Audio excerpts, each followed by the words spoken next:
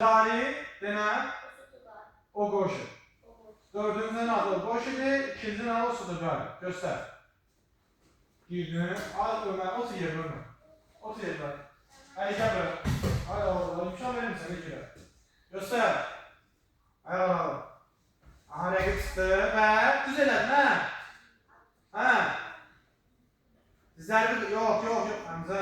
Ayağa fikir ver. Mənə bax. Bir xət tutmuş. Bax. Bir, iki. Təmiz bax. İkisi də eyni yerdə olmalı. Fikir ver ayaqlarına. Bax, biri nə qabaqdadır, nə də arxada. İkisi də eyni yerdədir. Aha, dizləri qır. Və yaxşı. Bax, bir dənə fikir ver. Aşağıda onu yox. Rəqibi qaldırırsan, ha? Qaldıranda uca atırsan. Göster. Bir, iki, başı mən tərəfə baxsın sonra. Hə. Mən tərəfə bax.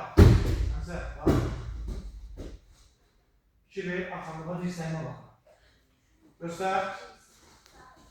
Kombinasiyanı göster. Kombinasiya prizi nə edirdi? Girirdi pəndə, çıxırdı və kombinasiya atırdı. Aha, və qaldır. Ayaqlar. Hə, başı dön mən tərəfə. Yaxşı. Sən göstər əli. Tut yaxında ol.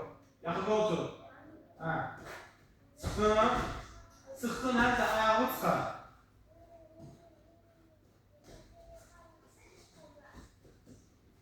Çıxar dayan. Aha. Yaxşı. Başqa bir dənəsini göstər.